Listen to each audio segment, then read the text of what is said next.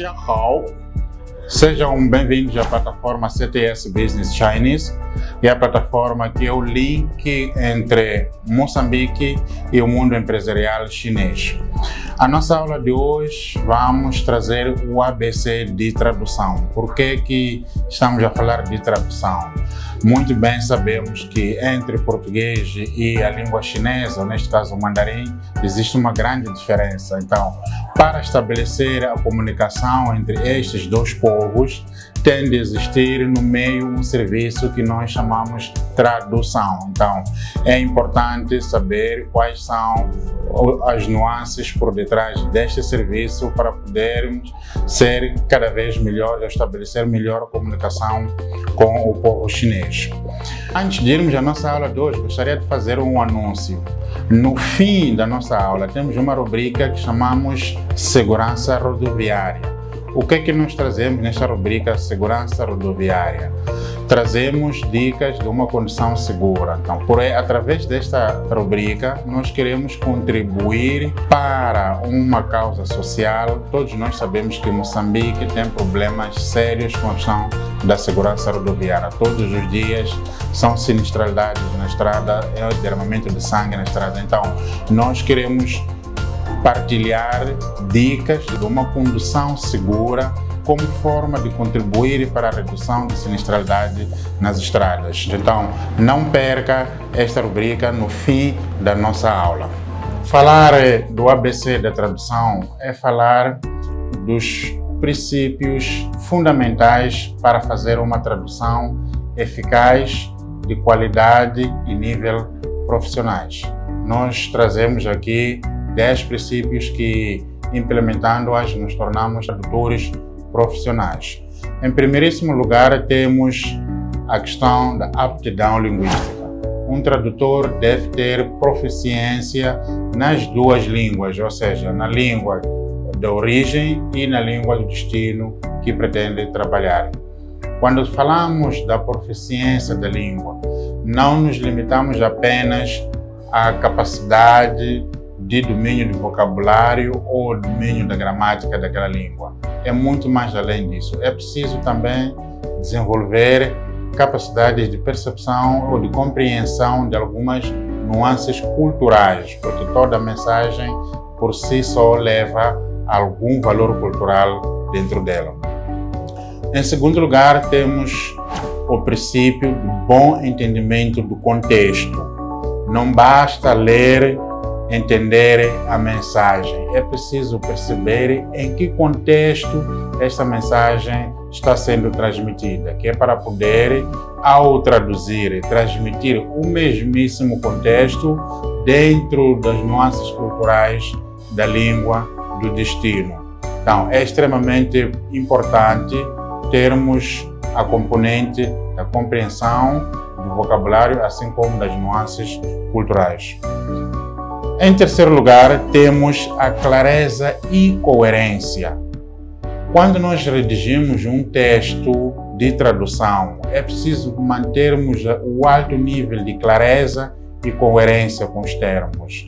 Ou seja, devemos evitar no máximo a ambiguidade dentro de um texto de tradução, porque por si só já é um texto que está um pouco deslocado da cultura do texto original. Então, se trouxermos mais alguma ambiguidade, praticamente não teremos um texto de tradução em melhores condições. Princípio número 4, diversidade do vocabulário. O uso de vocabulário suficiente, adequado e coerente faz da nossa tradução um trabalho de maior qualidade, ou seja, o texto final deve estar rico com vocabulário que possa ajudar na percepção da mensagem dentro do contexto que a tradução está sendo feita. Mas, atenção, o vocabulário rico não é suficiente para fazer de uma tradução uma melhor tradução, mas sim é preciso também trazer consigo os valores culturais. O princípio número 5 é a empatia cultural. Já tocamos esse termo cultura dentro da linguagem. Na gíria, diz-se que para aprender a língua precisamos de compreender a cultura. Ou seja, para aprender a língua, precisamos de compreender a cultura. Ou compreendendo a cultura que nós vamos aprender como é que se fala isto, como é que se fala aquilo. Ou por que se fala desta forma e não daquela forma. Então, mais uma vez, o aspecto cultural desempenha um papel extremamente importante no processo de tradução. Então, nós precisamos de respeitar esta componente porque faz de toda uma diferença. Nós podemos traduzir literalmente. Se nós estamos a transmitir a mensagem que leva consigo um sentimento cultural, praticamente teremos deslocado do texto original. Para não perder mais conteúdos que nós vamos trazer neste canal, subscreva-se aqui no canal YouTube CTS Business Chinese e siga-nos também no Facebook, Instagram, CTS Business Chinese, para acompanhar todos os conteúdos que nós trazemos aqui no que diz respeito à tradução. Também deixa um comentário lá sobre o tema de hoje, que são os princípios de tradução. Princípio número 6, o uso de ferramentas tecnológicas. Muito bem sabemos que com o desenvolvimento de tecnologia surgiram muitas ferramentas que auxiliam o trabalho do homem. Muita atenção, não estamos a falar de substituir o trabalho do homem, mas sim facilitá-lo. Na tradução também beneficiamos-nos deste desenvolvimento tecnológico e inovador. Podemos usar na tradução, por exemplo, dicionários eletrônicos, aplicações tecnológicas com recurso à inteligência artificial e tantas outras tecnologias que andam por aí. Contudo, é preciso sempre reconhecer a limitação destas plataformas, pois elas só fazem tradução de forma literária. Nunca irão trazer consigo o sentimento cultural dentro de um texto. Então, é preciso sempre recorrer a uma profunda revisão e cuidadosamente feita para poder garantir que o texto final saia muito bem. Mais uma vez, o uso das tecnologias ajuda o tradutor na eficiência em termos de resposta aos prazos, ou seja, facilita-nos em termos de rapidez, mas é preciso ter muita atenção no contexto cultural de cada texto que formos a traduzir. O princípio número 7 é a gestão de prazos. A gestão de prazos na tradução é extremamente crucial. É importante notar aqui que, infelizmente, os clientes nunca procuram o serviço de tradução para traduzir um documento e guardar para que um dia esse documento seja usado. Não.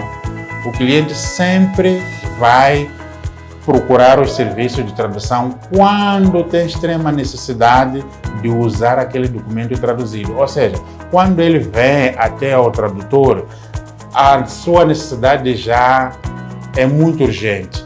Contudo, nós como tradutores profissionais não devemos nos entregar a prazos que sabemos que não vamos poder responder só porque temos de atender o cliente. Eu, como tradutor profissional, tenho que ter capacidade de olhar para o trabalho e propor um prazo que eu sei que vou responder dentro daquele prazo e vou cumprir. Não é coerente eu, como tradutor, voltar para o cliente para renegociar o prazo de entrega do trabalho. Não aconselho a ninguém a fazer isso. Então, temos sempre de manter o compromisso com os prazos. Se eu recebi um trabalho para entregar em 24 horas, tenho de ter a certeza que em 24 horas irei entregar o trabalho. E o princípio número 8, a questão de habilidades de revisão e edição de texto. Após a tradução, nós temos que ter sempre o hábito de rever o texto que nós fizemos. E neste momento, ou neste caso específico da tradução, a revisão e edição pode ser feita em duas opções. A primeira opção pode ser o próprio tradutor a fazer. A segunda opção pode procurar um editor que não seja o tradutor que fez o trabalho. E isso maximiza mais a qualidade do texto final.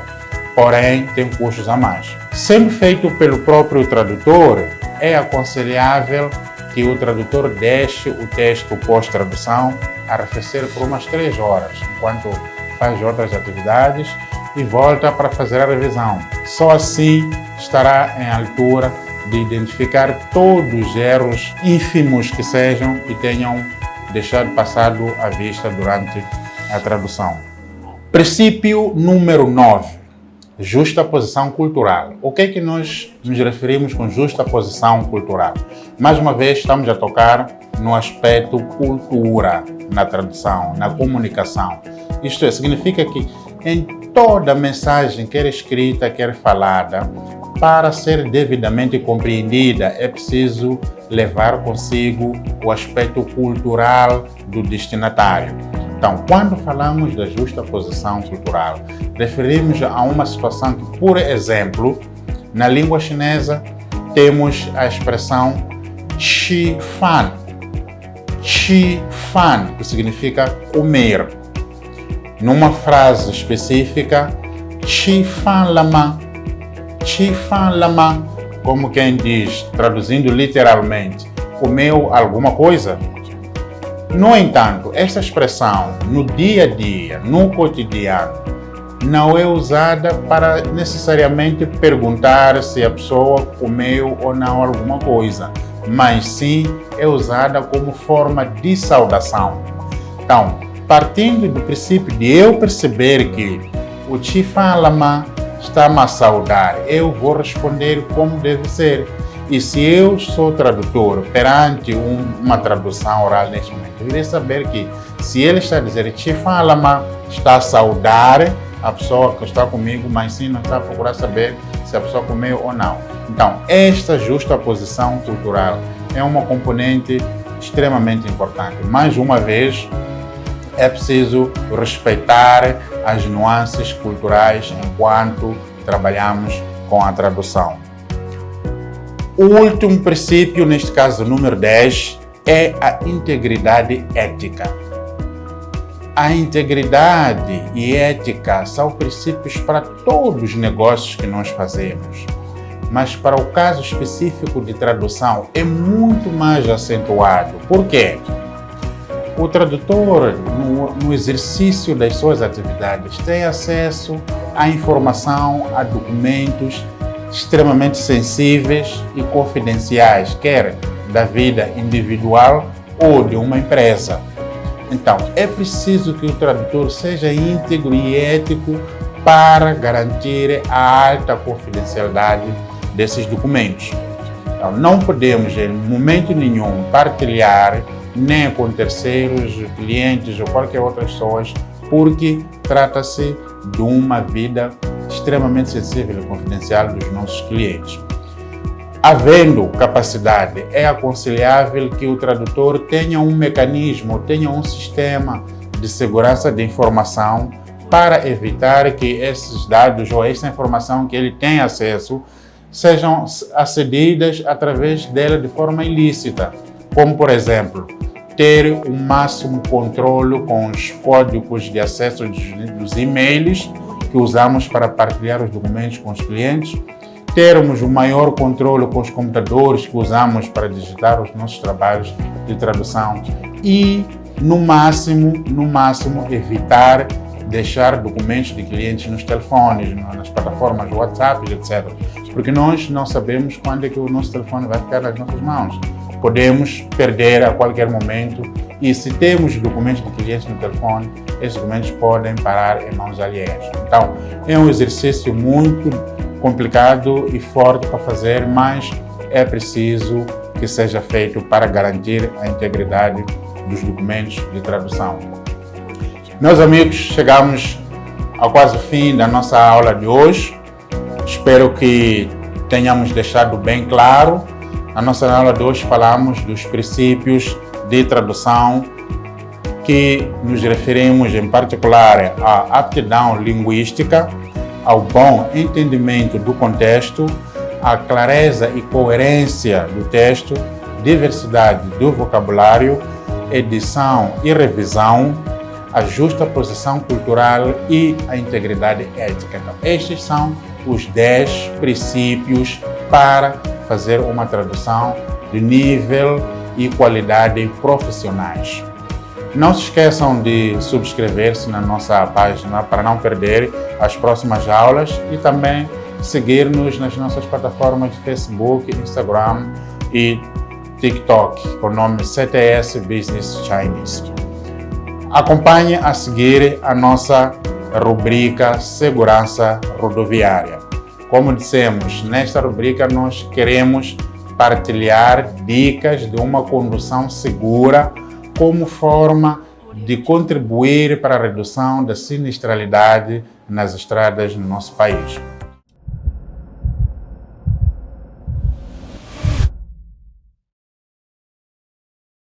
Para o dia de hoje, trazemos aqui uma citação usada na saúde e segurança no trabalho, que diz o seguinte: não existe acidente natural. Todos os acidentes são consequência de um comportamento humano. Repito, não existe um acidente natural. Todos os acidentes são consequências de um comportamento humano. Ou seja, é o homem que deixa de fazer uma determinada coisa que devia fazer para prevenir o acidente. Então, esta situação nós iremos falar em torno dela em todas as outras edições que teremos da nossa rubrica Segurança Rodoviária. Mais uma vez, muito obrigado por nos acompanhar até aqui. Deixe o seu comentário tanto sobre a tradução ou sobre a segurança rodoviária. Fique aqui ligado aos nossos canais e até a próxima aula. 再见!